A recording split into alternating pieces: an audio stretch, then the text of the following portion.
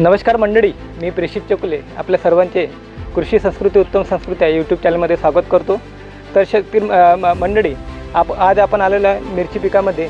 तर ह्या मिरची पिकामध्ये आपण सिबॉनचा वापर केलेला होता। तर सिबॉनमुळे आपल्याला काय फरक दिसून येते, तर त्यामुळे आपला पहिला फायदा म्हणजे असा आहे की जमीन आपली भुसभुशीत होते।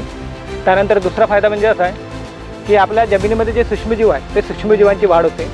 आता आपण ॲक्च्युली तुम्हाला रिझल्ट बघायचे असेल तर आपण इथे मातीचे तुम्हाला रिझल्ट दाखवतो। हे बघा, इथे जे आता एवढा पाऊससुद्धा असूनसुद्धा इथे म्हणजे माती आहे, ते माती पूर्ण आपल्याला भुसभुशीत झालेली दिसून येत आहे आणि मुळांची संख्यासुद्धा वाढलेली आहे। म्हणजे एकंदरीत आपल्याला सांगायचं म्हटलं तर सिबॉन वापर केल्यामुळे आपली जे सूक्ष्मजीवांची वाढ झाली, तर आपली जी पिकांची मुळं आहेत ते पिकांची मुळं ॲटोमॅटिकली वाढत असतात आणि पांढऱ्या मुळांची सुद्धा त्या ठिकाणी वाढ होत असते। तर मंडळी, सिबॉनचा वापर आपल्याला 1 लिटर प्रति एकर याप्रमाणे आपल्याला कोणत्या पिकामध्ये, मिरची असो, धान असो किंवा कापूस पीक असो किंवा भाजीपाला पीक असो, कोणत्या पिकामध्ये आपल्याला सिबॉनचा वापर करता येतो।